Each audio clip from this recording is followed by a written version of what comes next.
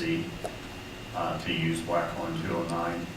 And therefore, we advised all the muzzleloader hunters of that because the questions were starting to come in and snowballing.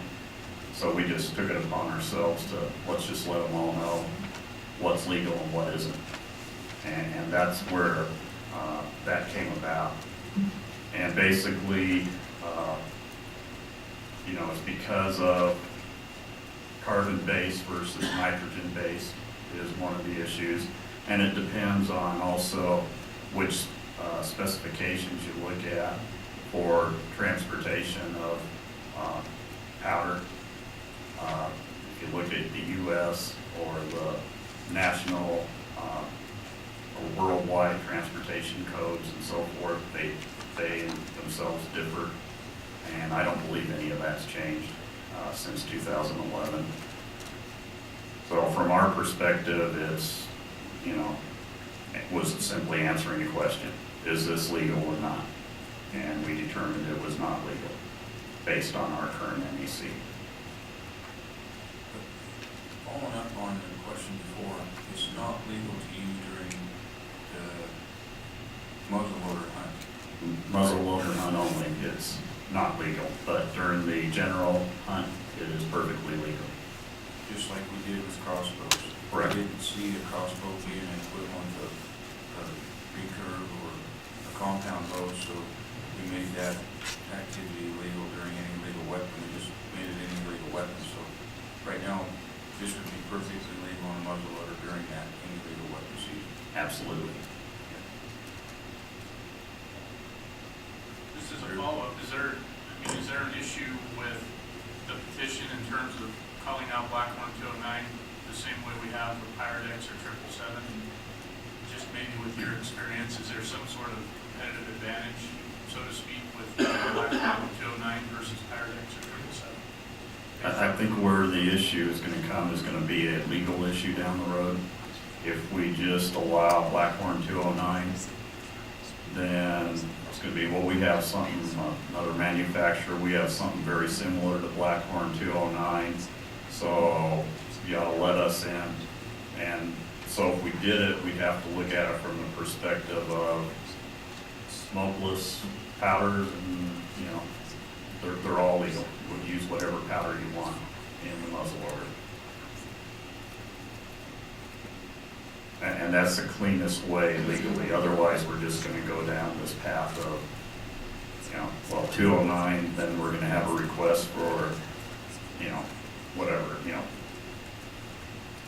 Greenhorn 17 or what have you. I'm just making up, but that's something to consider when doing a regulation.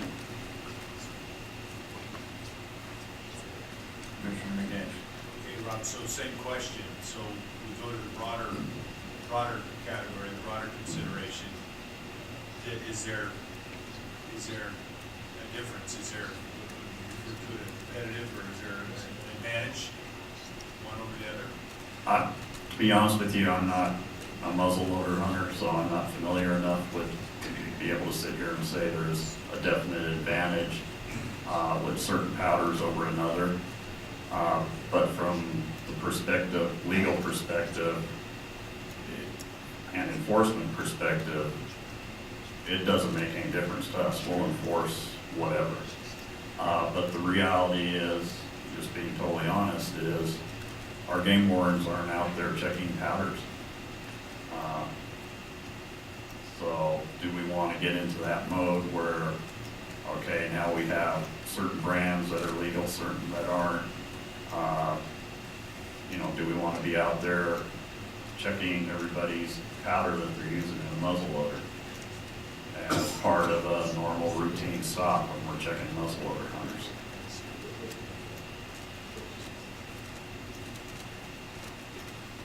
It's not a different color. There's no way, I mean, I've been told the granulation looks a little different and so forth.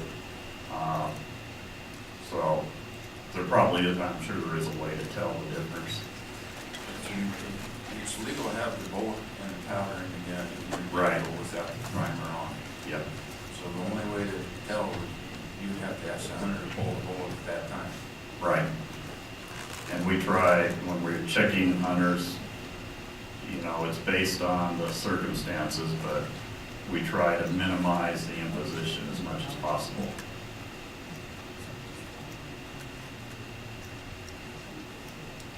Any other commission questions? Commissioner Beth?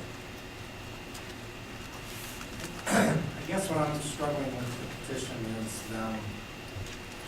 after listening to all this, is that there's no competitive advantage using the Blackhorn 209, that's the representation.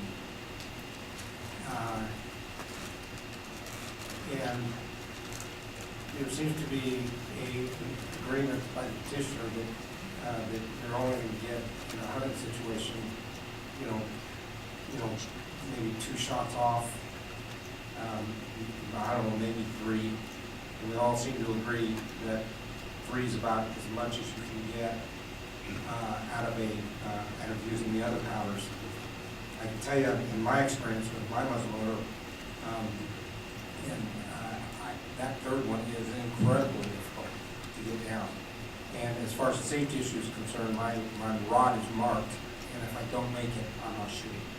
And so that leaves that the only issue we're talking about is clean rifle, in my mind.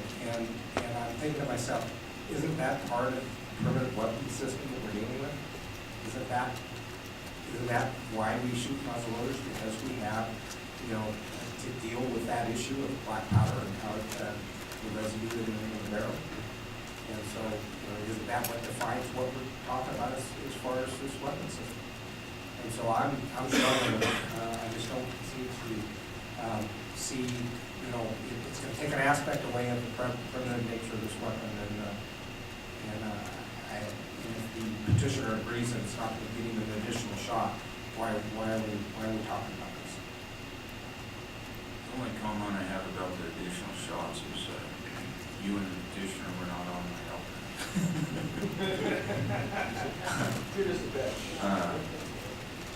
When you're seating your 4th one by not pushing the ramrod and using the barrel on a rock to get it seated, it gets a little exciting. So it does happen on occasion.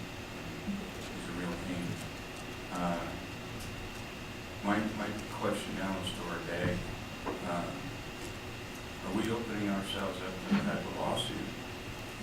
We have black powder substitutes called 7part2, Pyrodex, American Pioneer.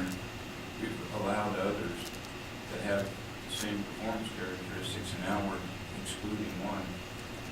Are we exposing ourselves to some type of future legal action because we've discriminated in a way of somebody that has similar performance? For the record, Harry Ward, Deputy Attorney General. In a nutshell, I would say yes, there's always that possibility for that issue coming up as far as someone saying, well, you're discriminating against my product. So I would say yes, there's always that possibility.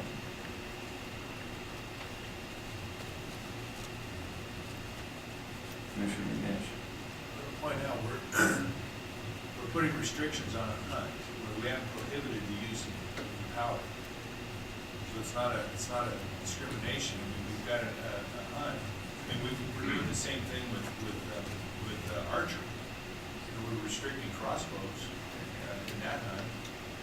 So I struggle with the, it's not a prohibition. Now, having said that, I it's an interesting subject. We haven't talked about it much over the years. It's come up a few times. But, are there other substitute products out there some other base to it that we're going to be seeing rolling through? Is this just I don't know. I'm not that familiar with muzzleloaders and powders and things of that nature. So I guess in one sense I hate to. I've always my tendency over the years with these petitions has been not to commit a lot of resources to them just because to vet things out. We try to have them right here at this phase. But at the same time, there's a little learning component in it for me, in the sense that I don't know what I don't know. And I do agree with Commissioner McBeth. There's an aspect of that primitive hunt that exists, and that's kind of my point, is, why?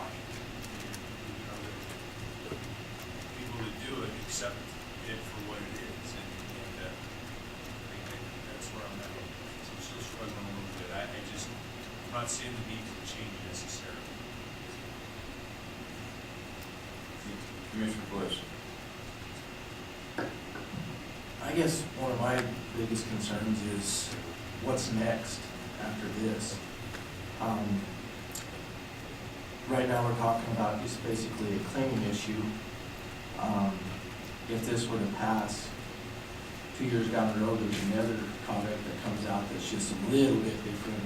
I mean, where do you draw the line on this primitive hunt? It's not that we're not allowing the use of this particular powder or any of these other powders in the general season. It's just in this particular hunting season. And so, myself, I struggled with allowing. Commissioner McBeth.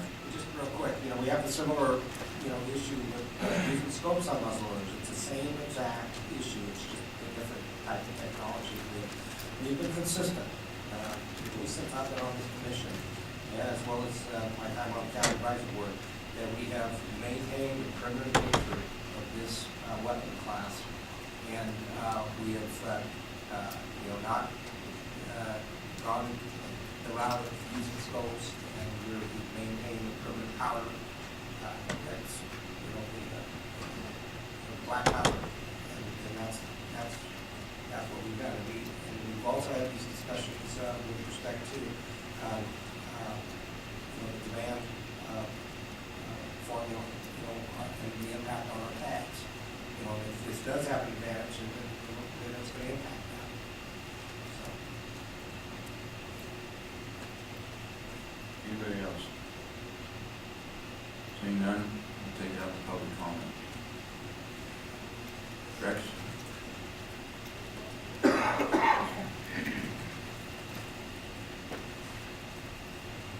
Rex Flower speaking for Washoe County Advisory Board. We requested that you go ahead and accept this petition. The powder does not give any unfair advantage, unlike a scope would. A scope definitely gives that unfair advantage. But powder, you're talking about a little less cleaning. We talked about the idea that muzzleloader season was set up to be a primitive hunt. Well, when we started with archery, we had longbows. We're now in crossbows. We had wood arrows. We're in the fiberglass and aluminum and different arrows now. I mean, this is all part of that technology creep that goes on. We had other members of the public speak who have used the Blackhorn 209, and they said there is not an unfair advantage to it. We just feel that there's no reason to deny it based on that. We're always going to have technology creep, and technology creep, as long as it doesn't increase that advantage, why slap it down? Thank you. We'll go to public comment and we'll bring you back up. Brad Johnson for the Lyon County CAP. I don't own a muzzleloader. I've never shot one, so I don't know. But the public comment was that this powder does give an advantage with respect to potentially range and accuracy. I just pulled up Blackhorn 209's website, which may be sales talk in their marketing effort, but it touts that it is in fact a product that consistently shoots at a higher velocity and with greater accuracy. And that's their own company saying what is the advantage of using Blackhorn 209. We adopted a motion to recommend that this petition not be accepted based upon public comment from those that said this powder will in fact give an advantage, and two, reiterating the same comments that have already come from the commission. What is then next? This is supposed to be a distinct hunt, and if you keep accepting different exceptions or different things, it's just being closer to any legal weapon hunt or the rifle hunt. And for those reasons, based upon the public comment, we request that the application be rejected. Thank you. Mr. Dixon. For the record, Paul Dixon, Clark Cattle. We did not discuss this as part of the cattle, so I'll give you a personal viewpoint here on this, and that is, when I was in graduate school, I used to hunt in Pennsylvania. The primitive black powder meant flintlock. And that's what it still is in that state to this day. The fact that we use inline here in this state, inline is as close to getting to a center fire rifle as you're ever gonna get. I mean, accuracy up to 200 yards with Pure X or 777 is not uncommon. I mean, how well can you look through an open sight? If you have a scope, I'm sure that you can shoot out to 300 yards. We put it on there. Since we accept an inline firing gun, I don't see what difference powder makes at this point. When we went from flintlock and loading to an inline agreement, I think we gave up that notion of primitive. The only thing we have primitive is we don't put a scope on it's open sight on the muzzleloaders, but an inline muzzleloader is for all intents and purposes under 200 yards center fire rifle with a large caliber bore. Thank you. Mr. Reed. John Reed, Washoe Cab, representing myself. We also allow sabots, or sabos, however it's pronounced, pellets, which certainly isn't the traditional way of getting powder in the weapons. When I think of technology creep and look at some of our recent discussions about things like trail cameras, satellites, GPS, cell phones, two-way radios, to me this is just a non-issue. And furthermore, if you have to take a third shot at that animal, it might be to put it down. So rather than taking 5 minutes to clean your weapon, it might be better just put the animal down.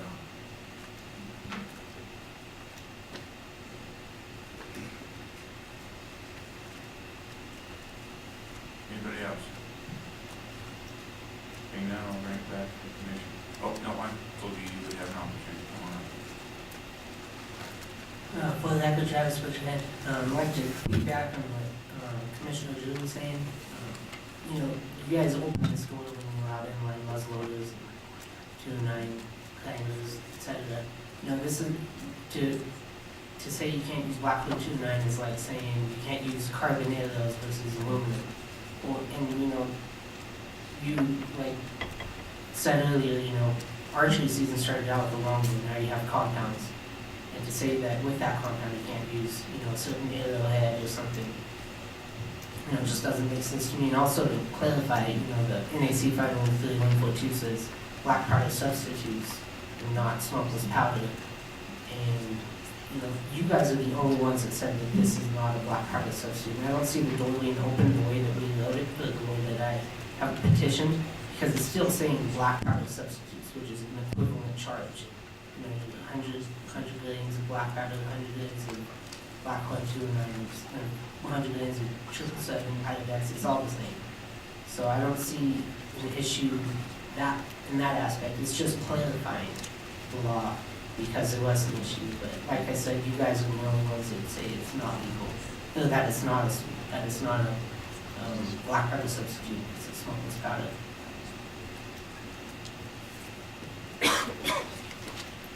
Any questions for the petitioner? I'll bring it back. And like I said, it's not going to gain, you know, that's why I wanted muzzleloader season is because it's limited range, and that, like you said, Commissioner McGee, about the scopes, you know, it's not extending the range, it's not extending anything, it's still open sights, it's what you can see, and it's what you can hit.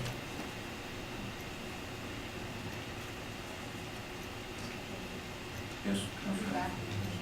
Yeah, we'll bring it back to the commissioner. Unless you have anything else, okay, we'll bring it back to the commissioner.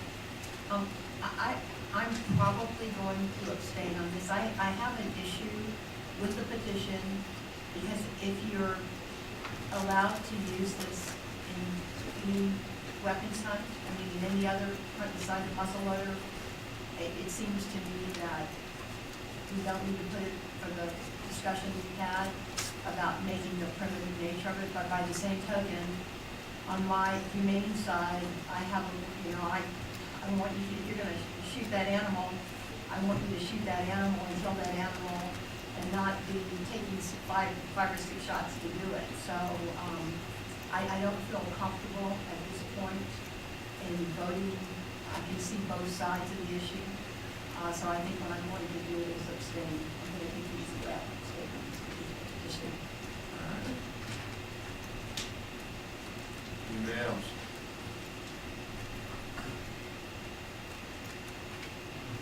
Commissioner Drew, I make a motion to approve the petition as presented. have a motion? Second? Have a second. Have a motion, a second. Any further discussion? Commissioner Moore?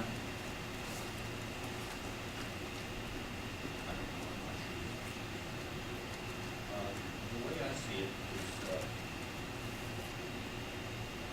if it doesn't boil down to an advantage, the only advantage seems to be. Put it on.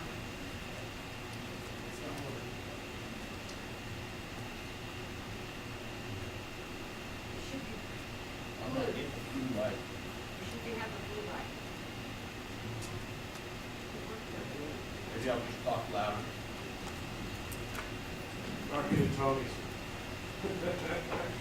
Stereo vision. Can you hear me now? Yes. I don't see it as being an unfair advantage, and that's why I supported I seconded the motion. If it is an issue where it does reduce the amount of shots, or increase the amount of shots that you can fire without having loading problems, it still does not prevent the individual hunter from being able to use the other powder. The hunters that want to use go with the more primitive type of style, they can still use a flintlock. They can still what I've seen people do, they still use a longbow. And so I don't see this as a different issue. And if it is a convenience in certain situations that may benefit and prevent a wounded animal from getting away, I can go with that. Commissioner McKenzie? You know, I definitely, I appreciate the discussion, and I definitely, I can see the argument, I can see the thoughts behind it, and, I'm afraid that I'm gonna default to no, because I haven't had a lot of time to think, which means I probably should say yes, and we should hear the discussions. So I guess, Commissioner Rob, has there been any discussion on the TAC? Has there been any discussions in this area at all, or anything that's been brought to the table that might be vetted out in that form, or I guess I'm just asking, is there anything else on the table related to it at all? We haven't heard this anyplace else at this point. So what you're saying is, you want to learn more about it. If you say anything, it'll be no. I don't know what I'm opportunity from learning more about it. Here's my dilemma. We have a cab come up, and I appreciate hearing, the fact that it's being posted as a competitive advantage on somebody's website is problematic. It just is. I don't know how else to get around that. And, but like I said, I'm not an expert on any of this stuff. That's for sure. You guys all know that. And, so I'm curious to understand it a little bit more, but that in and of itself could be a showstopper for me. Just from a philosophical standpoint. So I guess that's, I can always go down and talk to people about it rather than doing it here. So that's just kind of where I'm at.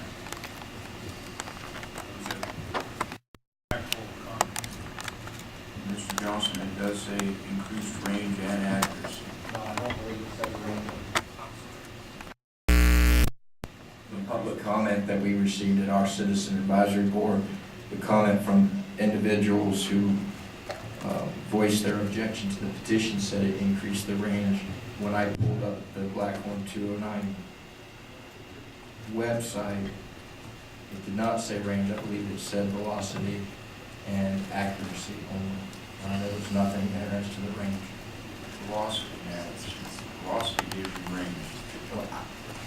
I'm reporting what it says, and I'm not a ballistics expert, and I don't know anything about muzzleloaders, so I'm just reporting what it says on the website. And like I said, that could be complete marketing, sales talk, and puffery, as we use in the legal terms. So that's what it does say.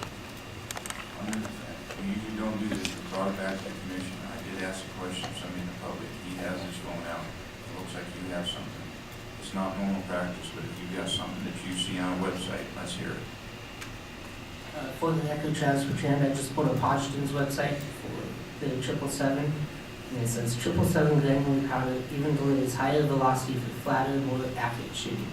And it goes on and on, but, so, I think if we pull a Pilot X, it's gonna say the same thing, and same thing on all other black powder substitutes. Okay, thank you. Okay, we have a motion and a second to accept the petition. Any further discussion? Seeing none, on the call for the vote. All those in favor signify by saying aye. Aye. Okay, it was Wallace, Drew, and Moran as ayes. I'll call for the names. All those nay? Nay. It's Macbeth, Rob, McNinch, Bliss, and one abstention. Mike.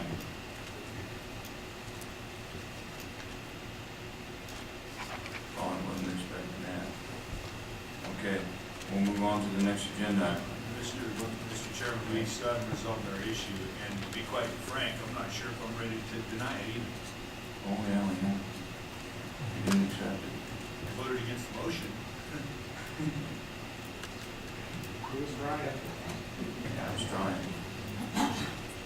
Okay, you ready? Got another motion? Mr. Bliss. I'll move that we do not accept this petition. I'll second. We have a motion and a second.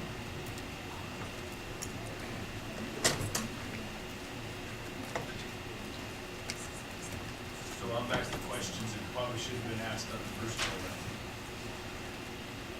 And I guess in asking this question, it's gonna help me decide whether I vote yes or no on this. If we were to accept the motion or to deny this and get back to accepting the petition, what kind of guidance, for those who voted again, for it, what kind of guidance would we be giving the department moving forward? What would be the, just categorically 10, or are we interested in information? I guess I'm interested in information, but I'm curious what other people are.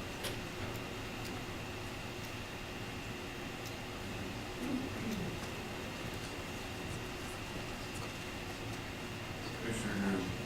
I guess, in my mind, we already have an exemption in there for black powder substitutes, specific 777 and Pyrex, it's already there.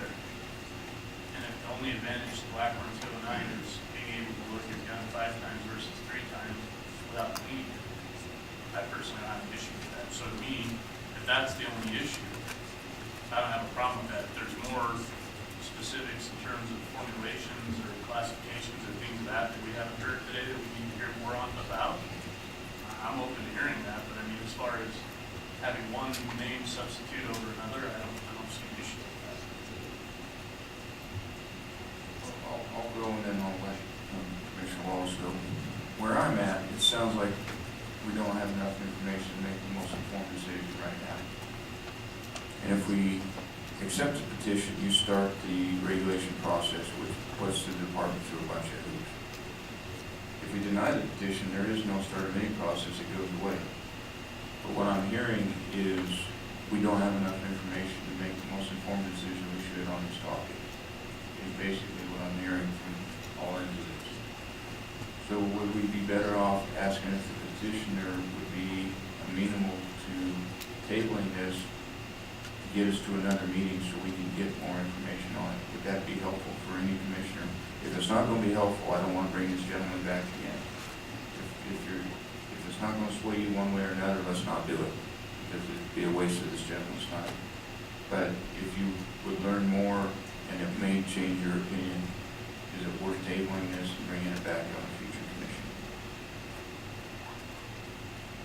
Commissioner Wallace. Thank you, Mr. Chairman. In a roundabout way, that's what I was hoping to see, was a little more information just by the petition process and bringing it back.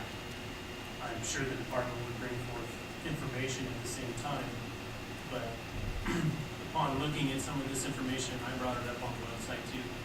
And if you bring it up and we're already accepting 777 and as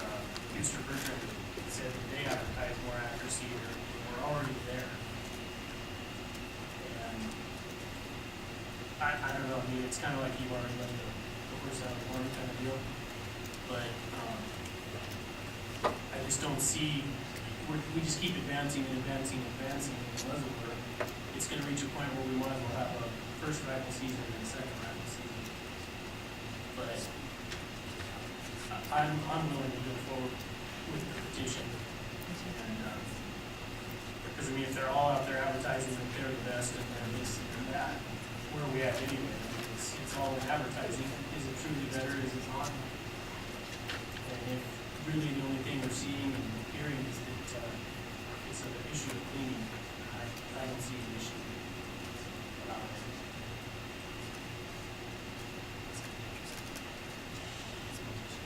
I appreciate those comments, and I think what it's, maybe that helped frame some of my thoughts, and what it's boiling down to, at least a little bit for me, is that we probably haven't gone down that trail. And so where do we stop going down that trail? Where, you know, do we already go down too far? What's our vision for muzzleloader use? You know, and that's a little bit broader discussion than talking about Blackhorn 2 and 9. It's a little more significant discussion than just talking about any one product. And maybe that's more where I'm at. And if we're gonna be faced with these things, we're kind of midstream in a sense. I can see where that's possible. That would like this. So you can see where the broader discussion needs to be had. And I don't know if this is one of those deals where we ask the petitioner to pull back the petition and see if we can handle something from attack, or if we accept the petition and provide guidance to bring back a broader, well, I don't know that this is specifically the issue necessarily. I think it's a broader issue of what's our vision for muzzleloaders, and what is it? It's a muzzleloader.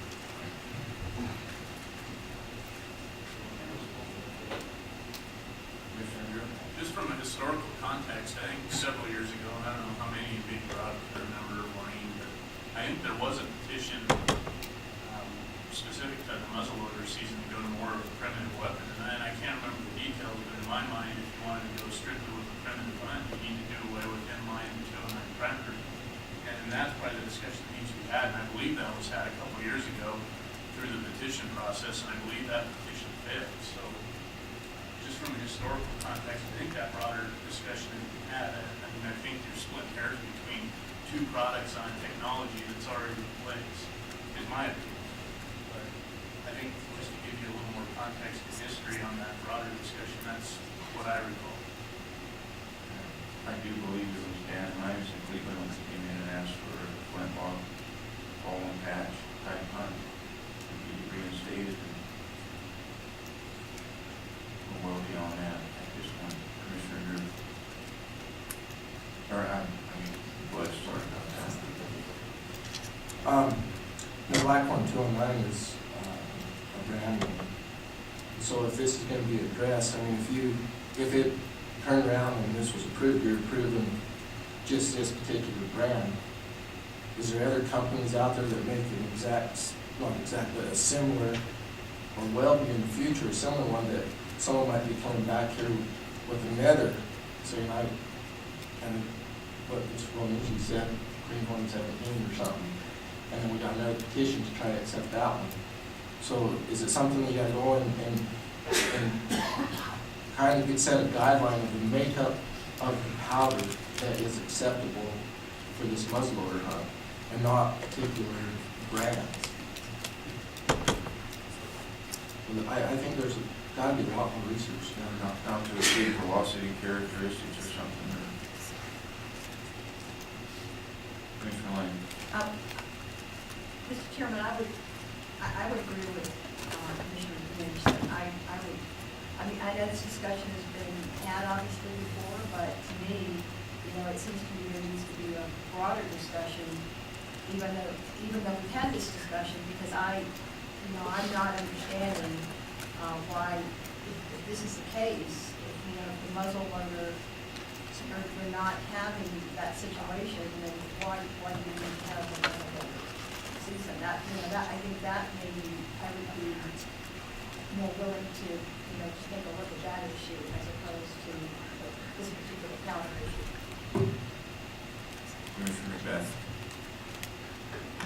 I would not have a problem with getting more information. I think we always make better decisions with more information, but I don't think that accepting the petition to start the regulatory process is a waste of resources, that might come about by that, is the route to go.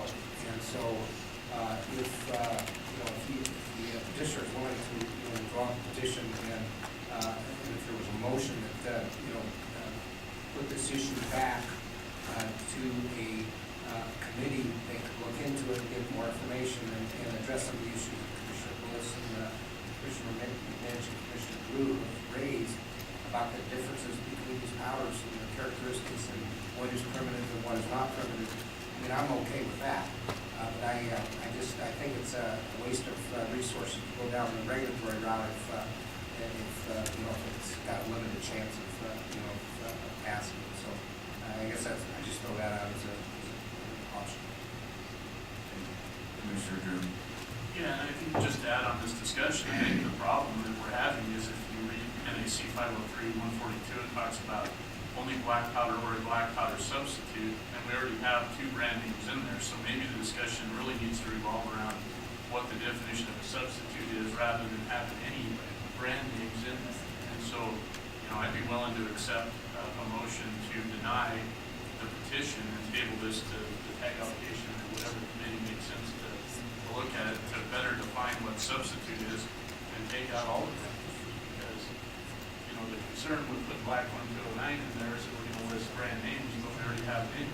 So I think maybe there's some broader cleanup that needs to happen, and I don't know, maybe the chairman can elaborate on what committee that would make most sense to handle that.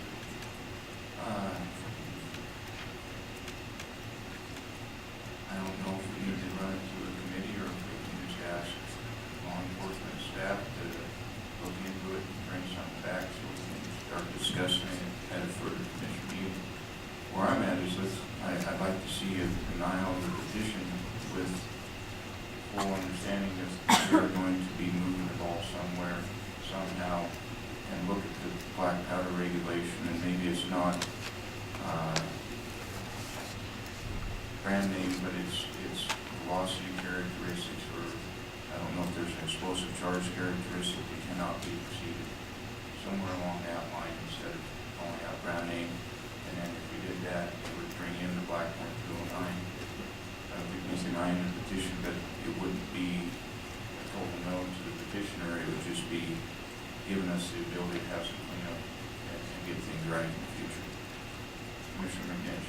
Well, with that in mind, I like where that's going, and if I could make a suggestion to Mr. Bertrand, I think my suggestion would be, I think you've got this board headed in the direction that you would like them to go, in reviewing this, and my suggestion would be to withdraw your petition.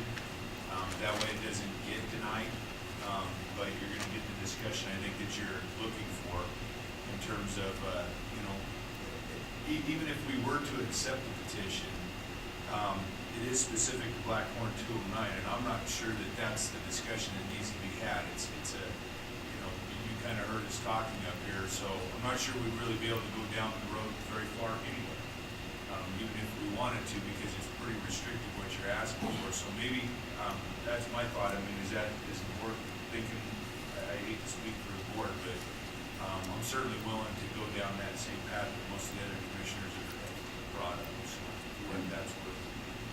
And I agree with everything Commissioner McNish has said, but I'm in a dilemma right now. We have a motion in a second.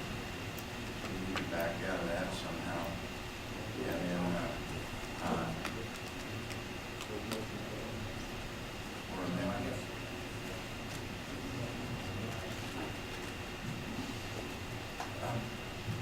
Again, I could withdraw my motion. If the second's being held in. I'll pull it down. Okay, so do we not have a motion on the table right now? Which, Commissioner Drew? So I guess my question to legal would be within the context of this petition, can we direct staff to look at the broader, what makes up a black powder substitute within the confines of this agenda item? Or is it understood by the department that's where we're going, we don't need a motion? How do we need to handle this in the context of the open meeting law? Mr. Mayor, please, Board, Harry Ward, Deputy Attorney General. My understanding is that the commission would want to clean up NAC 503.14T, maybe to define other or a black powder substitute, such as Powerdex 777. And I guess your question is, accepting this petition, does this give you the authority to come back and clean this up and not to specifically, I guess, do what the petitioner requested as far as accepting the other substitutes? I would say yes. If you accept the petition, I think this board would definitely have that discretion to do that, to clean it up, and not necessarily in the petitioner's favor. Commissioner McBeth. That word, I just want to clarify. There is no motion to accept the petition or deny the petition. What direction we're now going is to not do either one of those things with regard to this agenda item, to direct the department to come back to maybe an informational item with regard to the characteristics of various powders in relation to the regulation. And can we do that in the context of this agenda item, which is a specific petition? We're either accepting or denying it. For the record, again, Harry Ward, Deputy Attorney General. To clarify, I think it would be a lot cleaner for this commission to maybe potentially have a motion to either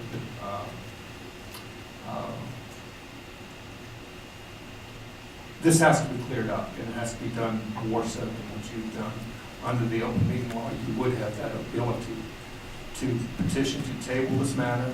This commission has that authority. You can also informally ask the petitioner if you would like to withdraw it, but it does have to be cleaned up. I understand that we did have a motion which failed. I don't remember right now where we are with the second motion, if that has even been brought to the commission on the vote. But my recommendation would be to somehow clear this up so that we can potentially move on to the other agendas. In doing so, you can even have the petitioner to withdraw his petition and or have a motion to table this matter by the commission. And that's what my recommendation would be. And where we are on the second motion is the original motion withdrew his motion and the second withdrew his second. So we do not, the way I see it, have a motion on the table. And I believe the cleanest manner to do this might be to have the petitioner voluntarily withdraw the petition with the full knowledge that the commission is working on something that may be in your favor. I'm not saying it's going to go in your favor, but may be in your favor. Would that be amenable to you?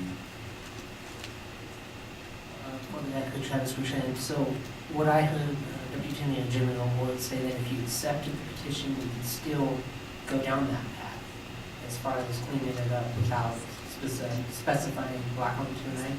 Is that correct? Without getting, once again, Harry Ward, Deputy Attorney General, without getting into some sort of formal petition. If your petition is accepted, then this commission has a broad discretion as what they can do with your petition. And as I warn some people, or be careful what you ask for, because just because you petition something doesn't mean you're going to get what you petitioned for. That was, excuse me, that's what my intent of what my comment was.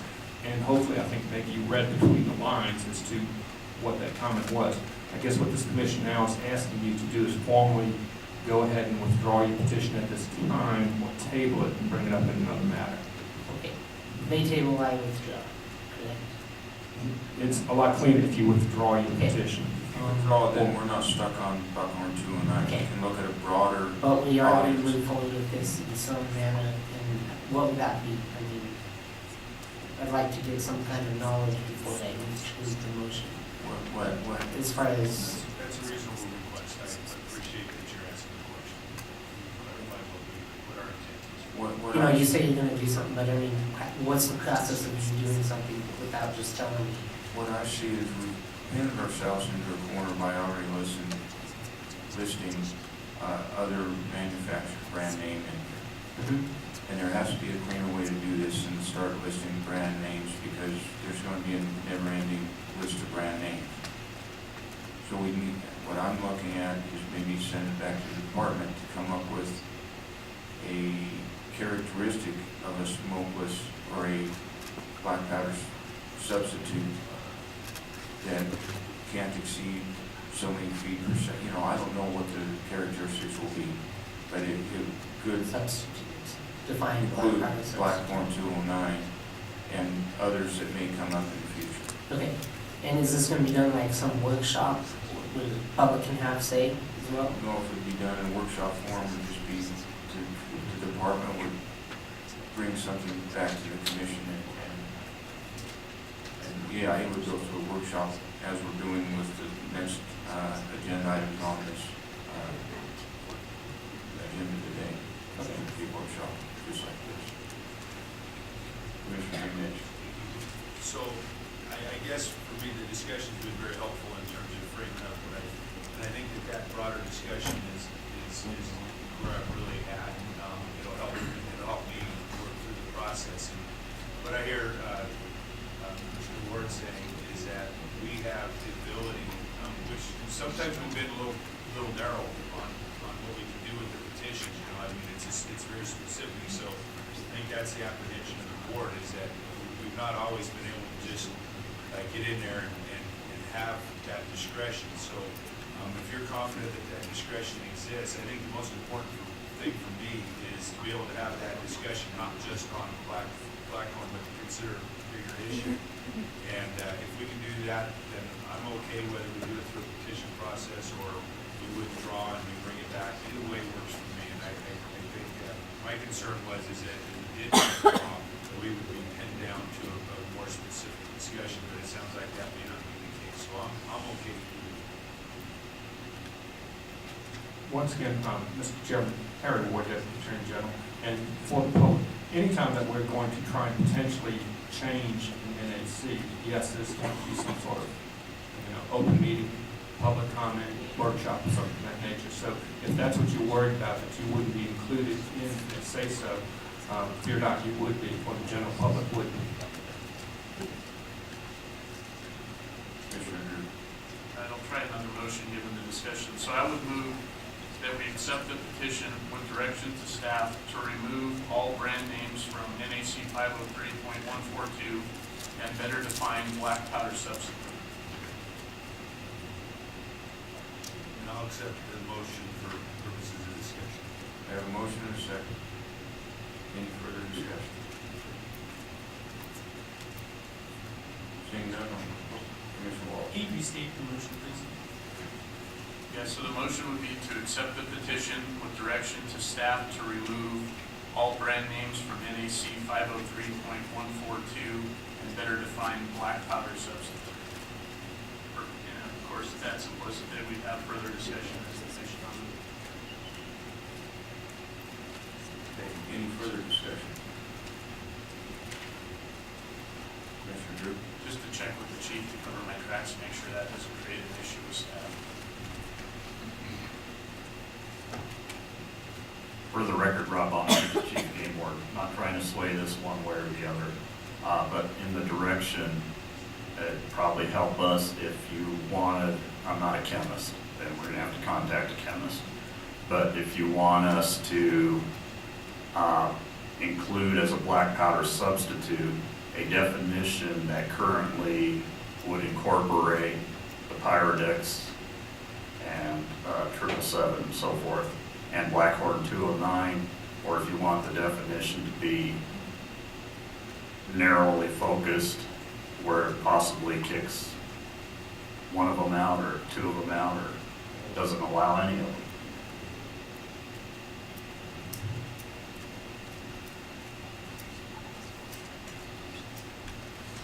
Commissioner Lane?